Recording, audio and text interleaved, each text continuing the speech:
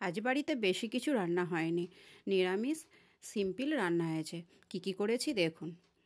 ভাত, সাদা ভাত, একটু নুন দিয়ে দিলাম, বেশ কিছুটা স্যালাড দিলাম। স্যালাডে রেখেছি শসা, গাজর আর দুখাদি টমেটো। নিরামিষ রান্না, তাই দিলাম একটু ঘি।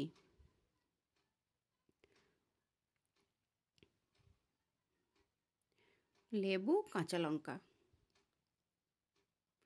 লাল শাক ভাজা আর একটু পাঁচমিশালি সবজি দিয়ে একটা তরকারি।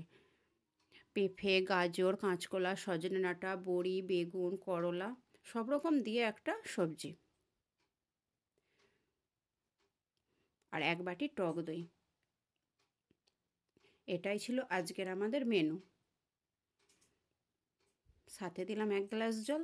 দেখুন তো কেমন হলো। এই দুটো সবজি দিয়েই আজকে পরিবেশন করে নিলাম। কেমন হলো জানাবেন। পাশে থাকার জন্য ধন্যবাদ।